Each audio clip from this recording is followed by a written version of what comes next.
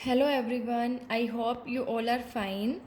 जैसे कि आपको पता है कि मंडे से आपके जो यूटीज़ हैं वो स्टार्ट हो रहे हैं, ठीक है।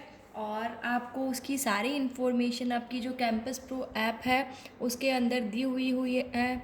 आपकी डेट शीट जो है वो भी कैंपस प्रो ऐप पर है, और आपको अपना ऑनलाइन एग्ज़ाम कैसे देना है वो भी, आपकी जो डेमो वीडियो है वो भी आपकी कैंपस प्रो ऐप पर है। आप 9 से 5 PM में कभी भी अपना जो टेस्ट है वो दे सकते हैं। तो ऑब्जेक्टिव टाइप क्वेश्चंस आएंगे 20, ठीक है। आपको उसमें से राइट जो आंसर है उसे सिलेक्ट करना है, और जब आप अपना पेपर सबमिट करेंगे तो उसके बाद हैंड टू हैंड आपको रिज़ल्ट जो है आपका मिल जाएगा, ठीक है। सो बिजनेस स्टडीज़ के अंदर 11th बिजनेस स्टडीज़ के अंदर आज हम फर्स्ट यूनिट के मल्टीपल चॉइस क्वेश्चंस करेंगे। सो देखिए, choose and right the current option in the following question. हमें क्या करना है, इसमें से करेक्ट ऑप्शन जो है वो बताना है। यूटी का सिलेबस जो है वो हम आपको बता ही चुके हैं ऑलरेडी, पहले आपकी कैंपस प्रो ऐप पर भी जो सिलेबस है वो अवेलेबल है, ठीक है। सो अभी हम ये जो है फर्स्ट यूनिट के MCQs क्वेश्चंस करेंगे।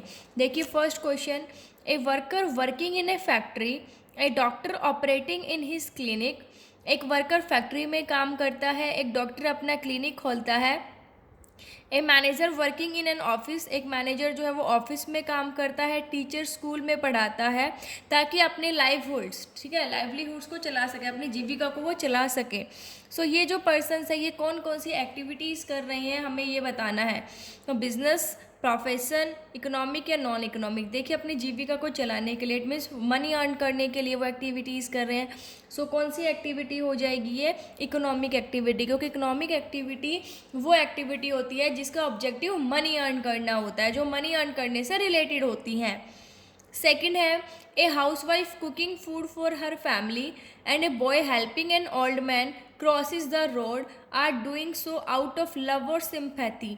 एक हाउस वाइफ जो है वो अपनी फैमिली के लिए घर पे खाना बनाती है, और एक लड़का जो है वो एक जो बूढ़ा व्यक्ति है वो रोड क्रॉस करवाता है उसको, ठीक है, उसमें हेल्प करता है। सो ये कहता है are doing so out of love और सिंपैथी, ये लव और सिंपैथी के लिए करता है, ठीक है। सो आपको वो एक्टिविटीज़ बतानी है जो ये दोनों कर रहे हैं।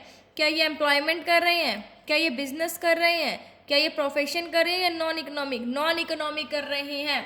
क्योंकि एक हाउसवाइफ अपनी फैमिली के लिए जो खाना बना रही है उसका ऑब्जेक्टिव पैसा कमाना नहीं है, और जो एक जो बच्चा है, ठीक है, लड़का जो है वो ओल्ड मैन को क्रॉस करवा रहा है, वो भी उसको कुछ मिलेगा नहीं, उसे पैसे नहीं मिलेंगे। सो ये कौन सी एक्टिविटी हुई, non economic activities. Next question है, if mister Raghav sells his domestic radio set at a profit he will not be considered a businessman. अगर मिस्टर राघव है वो अपने घर का जो रेडियो सेट है प्रॉफिट पर बेच देता है, सो उसे हम बिजनेसमैन नहीं कहेंगे। But if he sells radio set regularly either through a shop or from his residents he will be regarded as a businessman. लेकिन अगर वही रेडियो वो अपने रेगुलर बेचता है, डेली उसका यही काम है, ठीक है, सो अपनी शॉप से बेचता है या अपने घर से बेचता है, तो उसे बिजनेसमैन कहा जाता है। तो बिजनेस का कौन सा कैरेक्टरिस्टिक जो है वो रिफ्लेक्ट हो रहा है, कि यह एक इकोनॉमिक एक्टिविटी है, या फिर इसके अंदर सेल या फिर एक्सचेंज हो रहा है गुड्स एंड सर्विसेज का, या फिर जो गुड्स एंड सर्विस में रेगुलर बेसिस पर डीलिंग करते हैं, या प्रॉफिट अर्न करना। तो बिजनेस का कौन सा कैरेक्टरिस्टिक है ये, कि रेगुलर बेसिस पर बिजनेस करना, it means dealing in goods and services on a regular basis. Our next question is, Hindustan Plants and Animals Limited and Bharat Poultry Farms Limited are engaged in breeding plants and animal for their use in further reproduction। दोबारा से reproduction के लिए जो ये दोनों Hindustan plants and animal limited और जो Bharat poultry farm है, ये दोनों जो है वो प्लांट्स एंड एनिमल्स की ब्रीडिंग से क्या करते हैं, मतलब बनाते हैं, ठीक है, ताकि वो जो है उससे क्या कर सके, जो ब्रीड है उनसे उनको इम्प्रूव करके वो एक यूज़फुल चीज़ बनाते हैं, उनको यूज़ के लिए बनाते हैं ताकि दोबारा से जो रिप्रोडक्शन के लिए वो चीज़ यूज़ हो सके। सो इंडस्ट्री का कौन सा करेक्टरिस्टिक है ये, मतलब कौन सी कैटेगरी है इंडस्ट्री की, जेनेटिक, एक्सट्रैक्टिव, मैन्युफैक्चरिंग या कंस्ट्रक्शन। सो जिसके अंदर प्लांट्स और एनिमल्स के ब्रीड को इम्प्रूव करके उन्हें यूज़फुल में चीज़ों में कन्वर्ट किया जाता था, ठीक है, वो कौन सी इंडस्ट्री होती है। सो हमारी कौन सी होती है ये, जेनेटिक, एक्सट्रैक्टिव, मैन्युफैक्चरिंग या कंस्ट्रक्शन। तो कौन सी थी है, genetic industry. Our next question is, here Krishna Industries Limited and Rama Industries Limited are the companies which are concerned with using materials which have already been extracted at a primary stage. जो हरे Krishna industry limited है और जो Rama industry limited है, ये वो कंपनियां हैं जो कि क्या करें, उन मटेरियल को यूज़ कर रही हैं जो ऑलरेडी प्राइमरी स्टेट पर एक्सट्रैक्ट हो चुकी हैं। ये कंपनी क्या करती है, इन मटेरियल को फिर से प्रोसेस करती है ताकि फाइनल जो कंजप्शन के लिए गुड्स जो है बनाया जा सके, ठीक है, या फिर फर्दर प्रोसेसिंग करती है उन पर अदर इंडस्ट्रियल जो यूनिट्स है वो, ठीक है।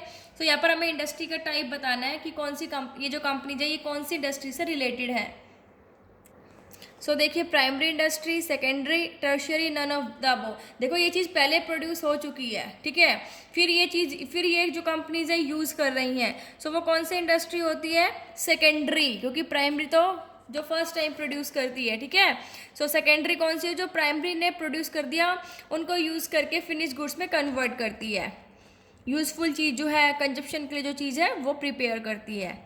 नेक्स्ट है blank, provides the necessary link between producers and consumers. मतलब ब्लैंक है कि कौन जो है वो प्रोड्यूसर और कंज्यूमर के बीच में लिंक प्रोवाइड करता है। It embraces all those activities which are necessary for maintaining a free flow of goods and services. मतलब वो सारी एक्टिविटीज़ जो कि गुड्स एंड सर्विसेज के फ्री फ्लो के लिए ज़रूरी है, मेंटेन करते हैं। Thus, all activities involving the removal of hindrances in the process of exchange are included in it. वो सारी एक्टिविटीज़ जो कि एक्सचेंज के प्रोसेस में जो भी हाइंड्रेंसेस, डिफ़िकल्टी आती है उनको दूर करती है, वो किसके अंदर होती है, कॉमर्स के अंदर, ट्रेड के अंदर, बिजनेस के अंदर या प्रोफेशन के अंदर। तो किसके अंदर होता है, commerce, trade and auxiliaries to trade. Auxiliaries to trade किसका पार्ट है, कॉमर्स का पार्ट है। नेक्स्ट है production of goods generally takes place in particular locations. कुछ गुड्स का प्रोडक्शन जो है वो सिर्फ कुछ पार्टिकुलर एरियाज़ में ही होता है। फॉर इंस्टेंस मान लीजिए टी जो है वो असम में प्रोड्यूस की जाती है, कॉटन जो है वो गुजरात और महाराष्ट्र में, जूट वेस्ट बंगाल और उड़ीसा में, शुगर जो है वो यूपी में, यूपी, बिहार और महाराष्ट्र में। लेकिन जो ये गुड्स हैं ये कंट्री के हर पार्ट्स में कंजप्शन के लिए अवेलेबल करवाए जाते हैं। तो ऑक्सिलरी टू ट्रेड का नेम बताना है जिसकी हेल्प से ये जो प्रॉब्लम्स है ये दूर होती हैं। इंश्योरेंस करती है, बैंकिंग करते हैं, एडवर्टाइजिंग है, ट्रांसपोर्ट एंड कम्युनिकेशन। देखो बनते कुछ एरियाज़ में है और पहुँचाए पूरे देश में जाते हैं। तो किसकी हेल्प से होता है ये, ट्रांसपोर्ट और कम्युनिकेशन की हेल्प से। नेक्स्ट है every business has an important objective of developing new ideas और methods in the way something is done और मेड। हर जो बिजनेस है उसका इंपॉर्टेंट ऑब्जेक्टिव क्या आता है कि कुछ नए आइडियाज़ और मेथड्स डेवलप करना, ठीक है, ताकि कुछ अच्छा कर सके, कुछ कर सके। It may be related to introducing something new in, मतलब ये किससे रिलेटेड हो सकती है कि किस में नया करना, प्रोडक्ट और सर्विस कुछ नई बनाना है, ठीक है। Activities needed to supply products and services, जो एक्टिविटीज़ प्रोडक्ट और सर्विसेज को सप्लाई करने के लिए ज़रूरी है उसमें। No business enterprise can flourish in a competitive world without it, क्योंकि अगर वो नए आइडियाज़ या नए मेथड्स डेवलप नहीं करेंगे तो कोई भी बिजनेस जो है वो कॉम्पिटिटिव वर्ल्ड में सर्वाइव नहीं कर सकता। तो बिजनेस का कौन सा ऑब्जेक्टिव जो है वो यहाँ पर रिफ्लेक्ट हो रहा है, हाईलाइट हो रहा है, profit earning, innovation, providing employment, none of this. सो कौन सा था जिसमें कुछ नया करना, इनोवेशन। तो इनोवेशन जो है वो राइट आंसर होगा, ठीक है। नेक्स्ट है demand for a particular product में decline due to change in taste and preferences of consumers और due to increased competition from other producers. देखिए जो एक पार्टिकुलर प्रोडक्ट की डिमांड जो है वो कम होती है, क्यों कि टेस्ट और प्रेफरेंस में चेंज आ गया कंज्यूमर्स के, ठीक है, या फिर जो अदर प्रोड्यूसर्स हैं उनकी तरफ से कंपटीशन जो बढ़ गया। लोअर डिमांड कम होने से जो सेल्स और प्रॉफिट है वो भी कम हो गए। इन अनदर सिचुएशन, एक अलग सिचुएशन में, the shortage of raw material in the market में शूट अप इट्स प्राइस, कि क्या हुआ, रॉ मटेरियल की कमी पड़ने की वजह से उसके जो प्राइस है वो बढ़ जाते हैं।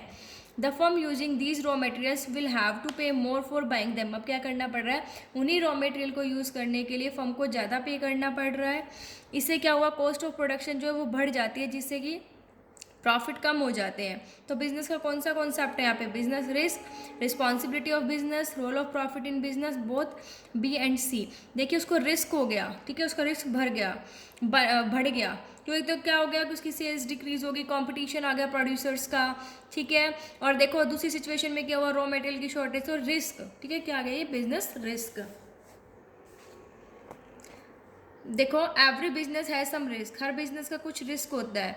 कोई भी बिजनेस रिस्क को अवॉइड नहीं कर सकता, लेकिन जो रिस्क होता है वो हर बिजनेस टू बिजनेस अलग अलग होता है। रिस्क को हम मिनिमाइज कर सकते हैं लेकिन ख़त्म नहीं कर सकते।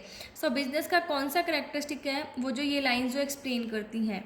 बिजनेस रिस्क जो है अनसर्टेनिटी की वजह से आता है। रिस्क जो है हर बिजनेस का एक एसेंशियल पार्ट है। डिग्री ऑफ रिस्क जो है वो बिजनेस के नेचर और साइज पर डिपेंड करता है। और रिस्क अगर हम लेंगे तो प्रॉफिट जो है उसका रिवार्ड होता है। सो देखो क्या कहता है, ये क्या हो जाएगा कि सबका रिस्क होता है, कोई भी अवॉइड नहीं कर सकता। तो इट मीन्स रिस्क जो है वो हर बिजनेस का क्या होता है? एक इसेंशियल पार्ट होता है।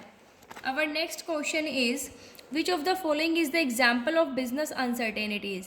Business uncertainties का example कौन सा है? Earthquake, drought, change in prices और snowfall, ठीक है। सो देखिए बिजनेस अनसर्टेनिटीज बिजनेस के अंदर, ठीक है भाई, बिजनेस के अंदर अर्थक्वेक नहीं आएगा, ड्रॉप नहीं आएगा, स्नोफॉल नहीं, क्या होगा? प्राइस में चेंज आना, वही बिजनेस अनसर्टेनिटी है। तो राइट आंसर क्या होगा? Change in prices. जो एम्प्लॉयज़ बेईमानी करते हैं वो बिजनेस रिस्क का कौन सा टाइप है, ठीक है, कौन जो कोजेज हैं बिजनेस रिस्क के, उसका कौन सा टाइप है? ह्यूमन, नेचुरल, इकोनॉमिक या गवर्नमेंट पॉलिसीज। देखिए एम्प्लॉयज़ करेंगे डिसऑनेस्टी, तो दैट इज ह्यूमन से रिलेटेड है एम्प्लॉयज़, तो कौन से हो जाएंगे? Human causes. Our next question is, which of the following does not characterize business activity? इनमें से कौन सा जो है वो बिजनेस एक्टिविटी नहीं शो करता? गुड्स एंड सर्विसेज का प्रोडक्शन, रिस्क की प्रेजेंस, गुड्स एंड सर्विसेज का सेल और एक्सचेंज करना, सैलरी और वेजेस। तो सैलरी और वेजेस जो बिजनेस एक्टिविटी नहीं है, ठीक है, तो राइट आंसर क्या होगा? सैलरी और वेजेस। नेक्स्ट है the occupation in which people work for others and get remunerated in return is known as. वो ऑक्यूपेशन जिसके अंदर लोग दूसरों के अंडर काम करते हैं और बदले में रेम्यूनरेशन लेते हैं, उसे क्या कहते हैं?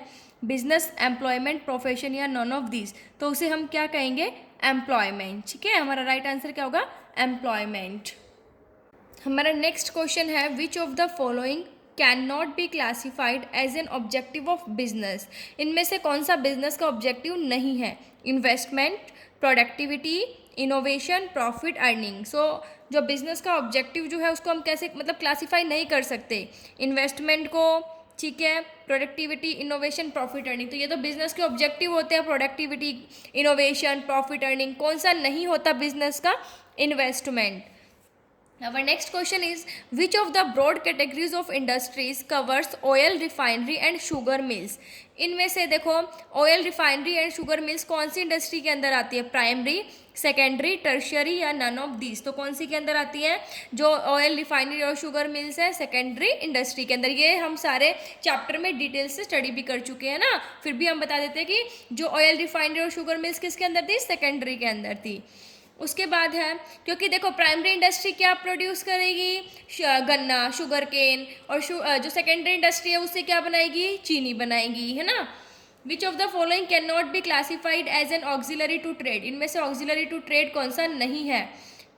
माइनिंग, इंश्योरेंस, वेयर हाउसिंग और ट्रांसपोर्ट। तो कौन सा नहीं है ऑक्सिलरी टू ट्रेड? हमारा माइनिंग नहीं है, क्योंकि इंश्योरेंस, वेयर हाउसिंग, ट्रांसपोर्ट है, ठीक है। हमारा नेक्स्ट क्वेश्चन है, the industries which provide support services to other industries are known as. वो इंडस्ट्रीज जो कि दूसरी इंडस्ट्रीज को सपोर्ट सर्विसेज प्रोवाइड करते हैं उसे हम क्या कहते हैं? Primary industries, secondary industries, commercial industries and tertiary. तो सपोर्ट सर्विसेज की बात है, ठीक है, तो कौन सी हो जाएगी? Tertiary industry. नेक्स्ट है, बिजनेस रिस्क जो है is not likely to arise due to. Business risk इनमें से किसकी वजह से नहीं होता है? गवर्नमेंट पॉलिसी के चेंज होने की वजह से। अच्छा मैनेजमेंट होगा तो क्या बिजनेस रिस्क होगा? नहीं होगा ना। एम्प्लॉय की बेईमानी से पावर फेलियर हो जाते हैं, सो गुड मैनेजमेंट की वजह से बिजनेस रिस्क अराइज नहीं होता। सो आई होप आपको ये सारा समझ में आ गया होगा, ठीक है। आप अपने यूटी की अच्छे से प्रिपरेशन कीजिए। All the best for your UTs. Thank you. Stay safe, stay home.